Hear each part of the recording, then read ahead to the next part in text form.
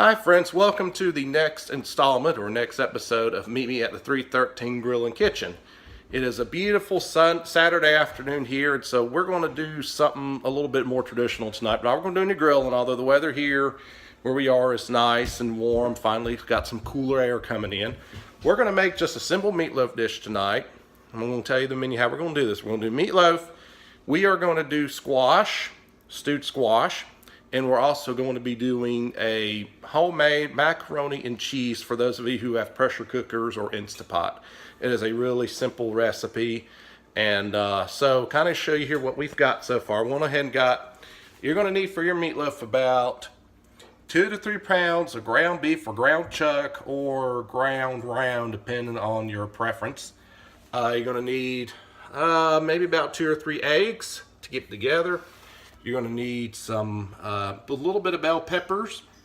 You are also going to need some breadcrumbs to keep it close together, and a lot of ketchup and salt and pepper. It is really simple. So first thing we're going to do is we're going to put together the meatloaf, which is really simple to do. So right here I got your meatloaf. Oh, and by the way, you want to make sure you have your oven set to 350, and you want to have a greased spray down 9x13 dish. So first thing we're going to add about 3 eggs to this. I've got about 3 pounds. The more pounds you have, add another extra egg or 2 to keep it all together. So we're going to add the egg. And like I said, I'm going to do about 3 eggs because I got right about 3 pounds.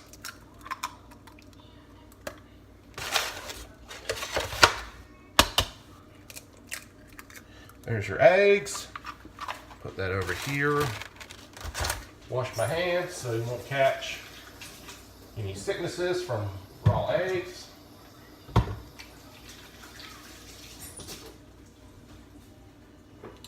right, the next thing we're going to do is we're going to add a little bit of peppers, green peppers. Now, according to where you like to grocery shop, I like to buy mine that's already diced up. And we're going to put in just a little bit. You don't want to put a lot. So you may have some people that don't like peppers, then you don't want to do a lot of peppers. And you also can add to the meatloaf whatever pleases you, whatever you may like. So now we got to find one other ingredient I need, which is breadcrumbs. Now, another recipe too that I learned for years is that if you don't have breadcrumbs, you can always substitute for oatmeal. Oatmeal does the same exact thing. I didn't pull it out. I'll get it out. This is another substitution that you can do if you do not have breadcrumbs. Oh, I do have breadcrumbs. All right, little blooper. But alternatively, if you don't have breadcrumbs, do oatmeal. Now we're going to put some breadcrumbs in. Okay. We're going to add some salt and pepper to it. Always add salt and pepper to everything to make it delicious.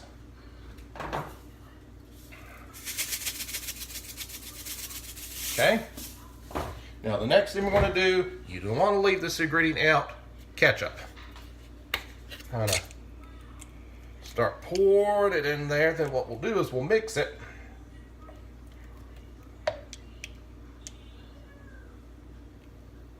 Tell you the easy thing to do. We're just going to take this off. There we go. Now, I am also going to add just a dab of Worcestershire sauce just to give it some flavor. Now, you don't want to add a lot of it. You want to add just a dab of it.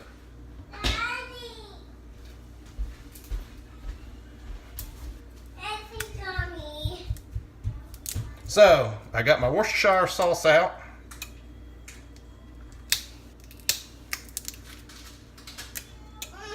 Sometimes, when you're on live TV, sometimes it might not be as prepared as I am. But we'll make it work anyway. Alright. Get that open, and we're going to add just a dab to give it some flavor.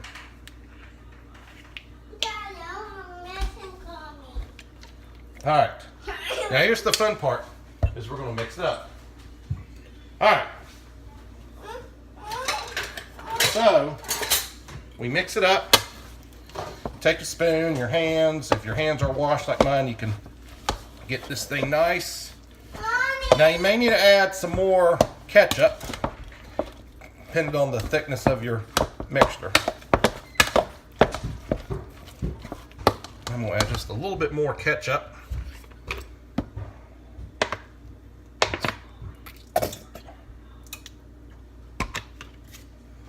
Just a tad more. Okay. All right.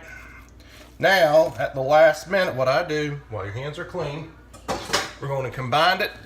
We want to put it in a nice loaf.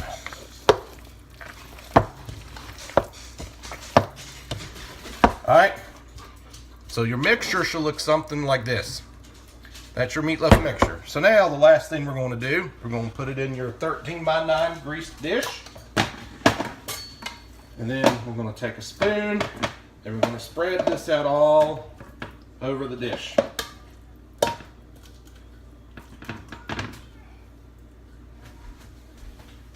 right, I'm going to wash my hands. I hope that your Saturday is going absolutely terrific. I don't know what are y'all's dinner plans for this beautiful Saturday.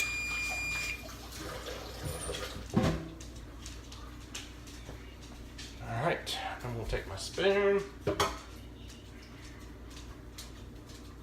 And now we're going to take our spoon and we are going to just basically flatten it out.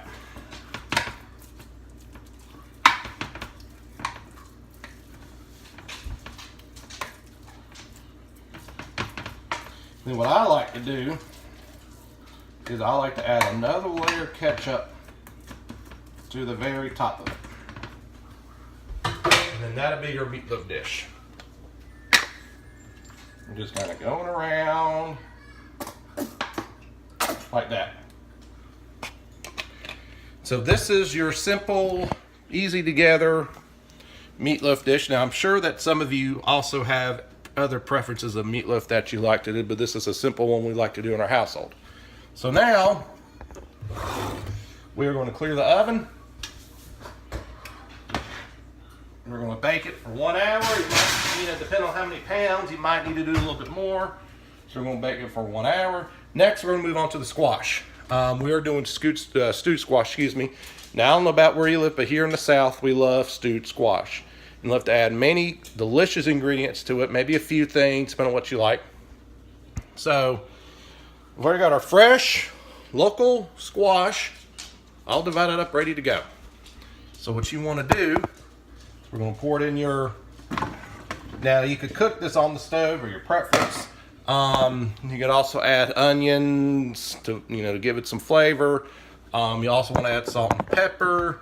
So, and how I cook this, we're going to use chicken broth.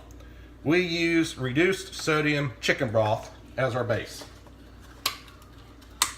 So you want to get at least one 32-ounce box of reduced sodium chicken broth. Go ahead and fill that up to the top.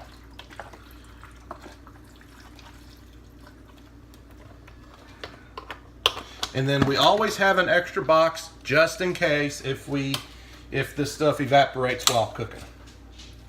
So I'm going to add a little bit more and that should be it.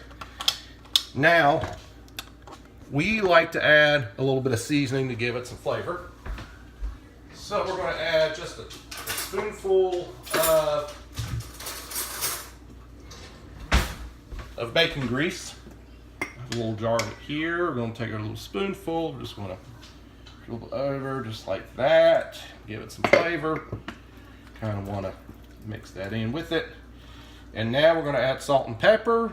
And we're going to let this cook. You want to cook it nice and slow for about a good hour to hour and a half. The longer it takes to cook, the fresher stewed it will be. You want it to be as very soft as possible.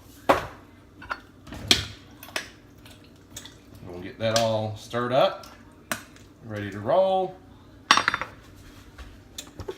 And we're gonna go ahead and set your oven on.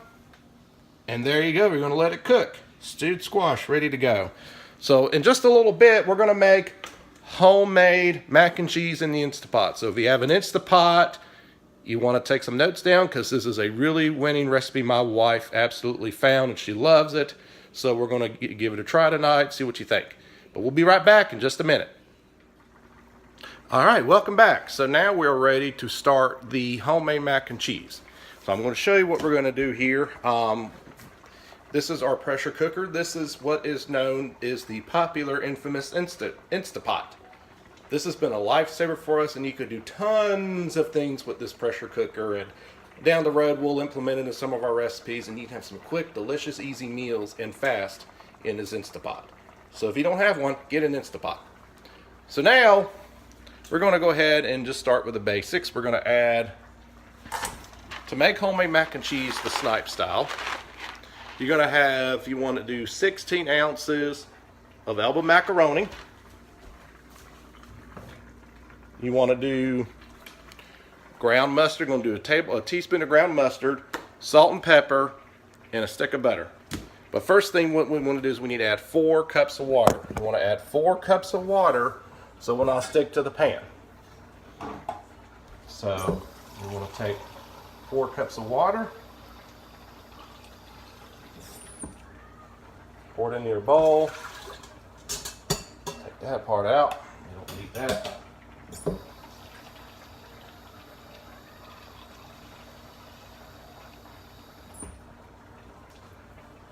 All right, we got our water. Next thing we'll do is we are going to be adding in our macaroni. Add it in. Want to do a stick of butter. Then you're going to add a little bit, you want to add a teaspoon or just a dab bit of dried mustard. I just sprinkled a little bit on it. There we go. Now you want salt and pepper for taste. A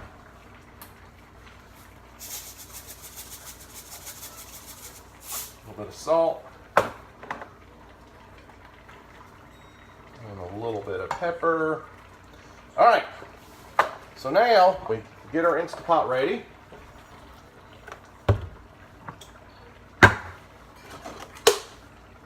Away. Okay, so to cook Instapot homemade mac and cheese, we want to change your settings to manual, and we're going to cook this for 4 minutes. It takes about maybe 10 to 15 minutes to warm up, and then we're just going to let it cook for 4 minutes. So in just a few minutes, we're going to show you the next step of this homemade mac and cheese. So stay tuned. There's more to come. All right, folks, our 4 minutes is up on the Instapot. So now what we're going to do is we're going to add in the remaining ingredients. So this is what it looks like after it's cooked. And what you want to do is you want to kind of stir it around a little bit, loosen up. It may stick to the side. So you might want to stir it up. The next ingredient we're going to add is we're going to add a can of evaporated milk. We'll put that right there, and let you watch what I'm adding in. We're going to add a can of evaporated milk, and the can you want is a 12-ounce can. Kind of go ahead and start stirring that up. And the next ingredient we're going to add are your cheeses. We've got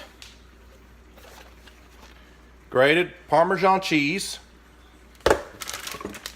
shredded cheddar, and we diced up some cubes since they do not have shredded of Monterey Jack. So what I like to do first is add in your Monterey Jack, because that's going to be the largest it takes for a little bit of time to melt. Kind of go ahead and give that a stir. And while your Instapot is done, it keeps it on low, so to keep everything nice and warm the way you want it to be. Next, we are going to add the shredded sharp cheddar cheese. I do about the whole bag. And give that another little stir. And then last but not least, we're going to add a little bit of grated Parmesan cheese. go. Put a little bit of that in there. And we go ahead and get stirring. And you'll know when it's ready because all the cheese will melt, which will take less than a minute, because they still got a lot of heat from when it was pressure cooking. You want to kind of stir that as much as you can. And if it does look like it may stick, you may want to have a can of evaporated milk ready to go. And you can always add a little bit just in case you need to.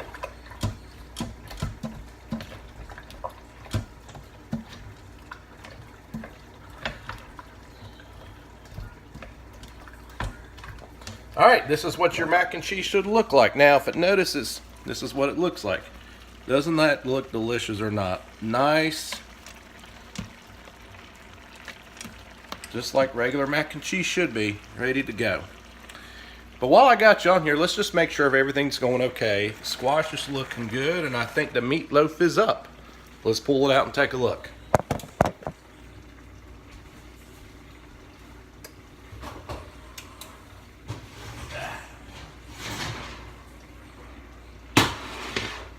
All right, folks, the meatloaf is ready. So I'm going to show you what it looks like.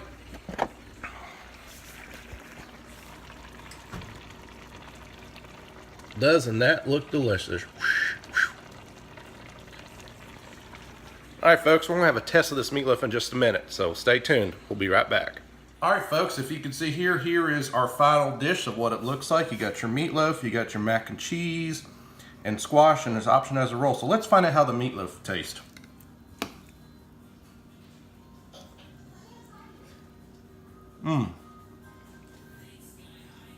This is good.